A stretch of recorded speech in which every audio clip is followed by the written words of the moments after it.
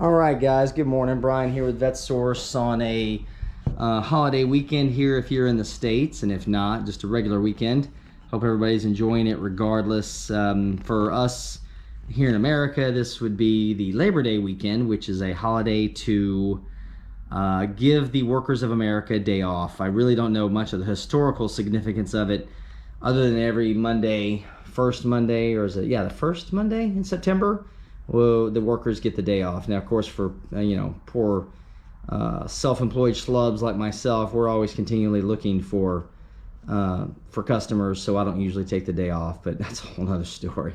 So today what I figured I'd do, it's a little bit kind of wompy again outside, not hot, but just rainy in this, but I got a really cool piece of artwork that I've been looking for a long time, Corvette artwork that I've really had a thing for, and I've got some time today. I'm gonna go ahead and hang this thing on the wall. So what we're gonna do is I'll show you guys what it is first, and then we'll go ahead and hang it on the wall as I'm trying to turn down my phone while I'm talking, guys, so it's not ringing while we're doing this. So anyway, this is a advertising banner that was produced in the mid-90s for companies that were selling their wares. I'm trying to see if I can get this so that you can see it while it's static. So this is a Corvette display. This was an advertising campaign that B.F. Goodrich undertook in the mid-90s to advertise some of their tires. And it's a really, really cool banner. This thing I think is 6 feet long. I don't remember. These very rarely come up for sale though, simply because they were not well protected. They're not real sturdy.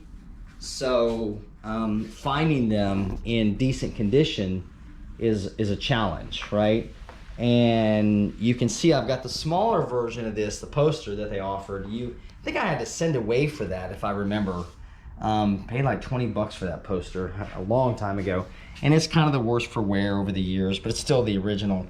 But this would be the banner that they take to the trade shows and to the displays, the events, and they'd hang this up above their display. And most of them just got torn up and ripped because they weren't meant to last forever. So it was simply just a disposable advertising banner. But it's a really cool piece, and they actually built these cars. There was this Corvette, they had a Chevelle, they had a Plymouth Cuda, I think, different cars in here. And they continued this advertising campaign for quite a while. But of course, me being a Corvette guy, this Corvette was just the coolest look. And you can see the chrome side pipes. I've actually got a set of those hanging up there on the roof right now for one of the other cars. Eventually, I'll get to that. And the style of rims, I cannot remember the style, Halibrand style or what have you. And then of course the big fuel filler cap back here. And this would be the L88 hood for the Corvettes with the hood pins. Just a very cool look to it, right? So I looked for this for years, right?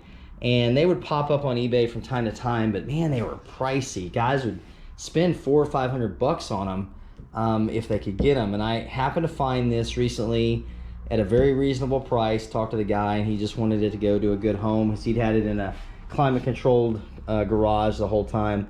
So I went ahead and picked it up, had him ship it to me. And what I'm gonna do is see if I can't make it work on this wall here. Now, what I'm gonna do obviously is take my other posters down, pull my airborne sticker off of here and put it somewhere else. And it actually probably will go all the way over to here, but I've got this wiring that was done on this house. This is an older house, like late 60s. So even though it's a very solid, good bones house, it's got some things that aren't, new. It's more just the style they used back then. So, and I haven't really messed with it because it just works so good. A lot of things from the 60s work really well.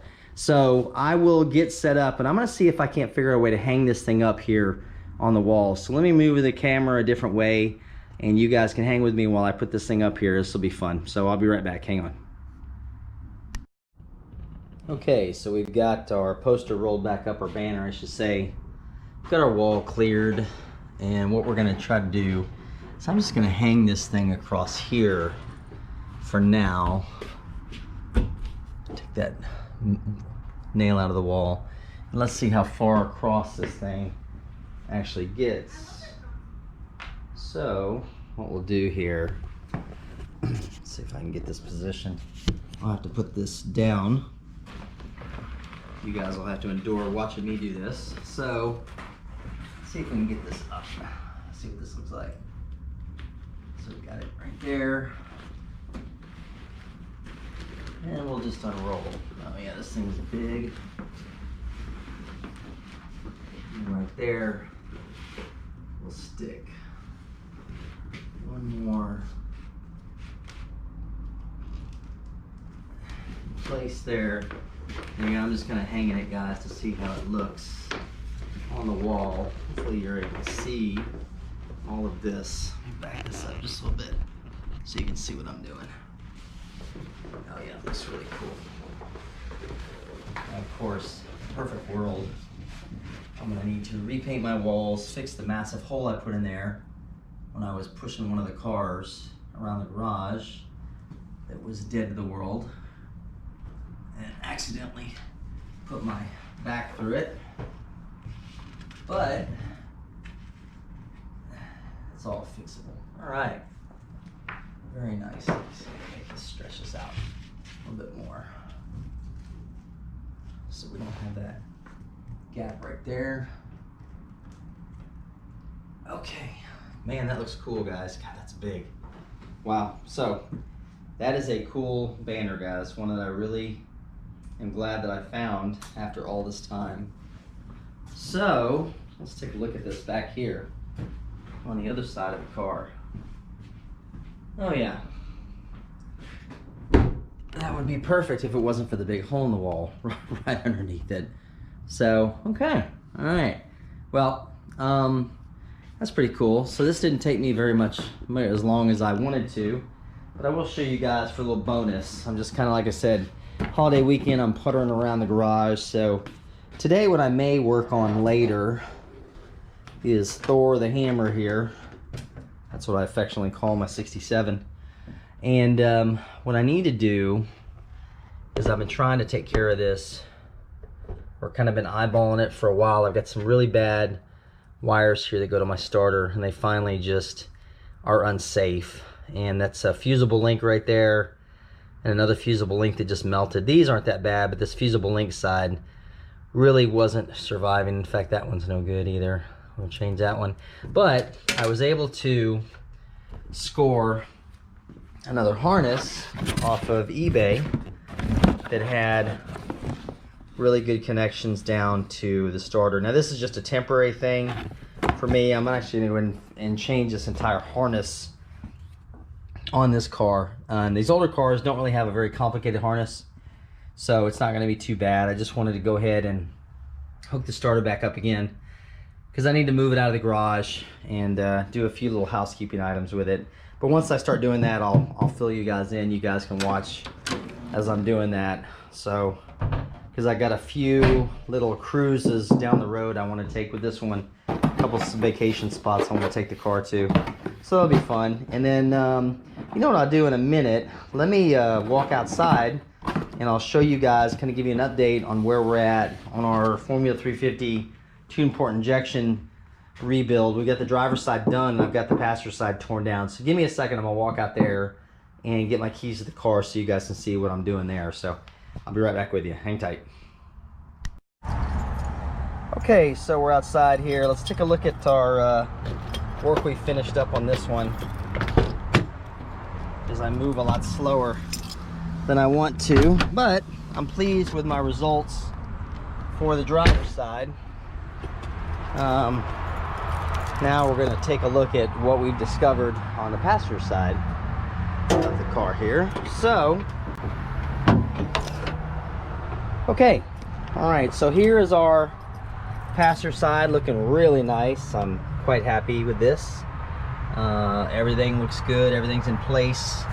We've got our new master cylinder, brake master cylinder reservoir in place. We've got this cleaned up. We've got our new wire here that I had to install. You know, our paint job's holding. I do need to go ahead and finish tightening that up. I forgot about that. Brake booster, everything's in place. I've just got that one little broken tab here on that relay that I need to find another relay for it, but I'll continue to look for that. Everything's looking good. And then we move over here and we take a look at this side. Yeah. So this is like the tale of two engine compartments, you know. Horrifying, really nice. Horrifying, really nice. So as I peel back the layers over here, you'll see that I took the evaporator out, the entire AC system's out of it, the upper box because it got melted from the smoke damage, and there's of course paint that's gone from the firewall back there. Spent a lot of time getting the bolts out of this exhaust manifold because it was a booger. Every one of those was frozen in there, frozen in place. But you can see just how filthy everything is over here, especially up here. And I don't know what in God's name GM was thinking, putting the evaporative systems, the fuel evaporative canisters for the cars in the mid 80s and the early 90s in the front of the engine bay, because all it did was coat everything with this nasty fuel vapor residue, which probably is going to strip the paint as soon as I finish pulling these wires back over to here, so I have access to clean all this bay right here, because I need it to look like that side, because without it then it's not going to look right. And I've already located an upper part of the box, new one there. I've got this connector here that I got from one of the cars at the salvage yard. If you saw my videos I was doing on that one. So just general things. So I really only got 2 bolts left to pull out on this manifold, and they're back in here. So got to get my specialized tools. I think I can reach that one. So I got to get those 2 out. This manifold will be out. I'll take the cylinder head off. I'll lickety split that together. I'm actually going to spend more time cleaning, guys, than I am actually installing parts, which is kind of crazy. But once that cylinder head's on, then we'll do a video on reinstalling the push rods and setting the valve lash on each one of those, stabbing the distributor for another video, and then we'll hopefully get this thing running before the end of October. I'm being facetious here. But anyway, that's where we're at on this. So like I said, guys, it was just kind of a holiday weekend. You know, I'm kicking around. I'm kind of forced into a shutdown mode because everybody else is kind of relaxing. Plus with all the other craziness we've got going on over here in the States. I don't know how it is in the other countries right now, but we're still in a weird place over here yet. And obviously it's even weirder because there's a whole election cycle coming up on us in a couple months. So everybody's acting like a lunatic. So I want everybody just to know, have a good weekend.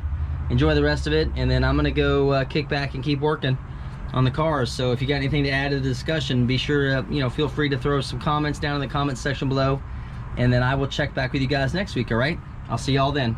Take care.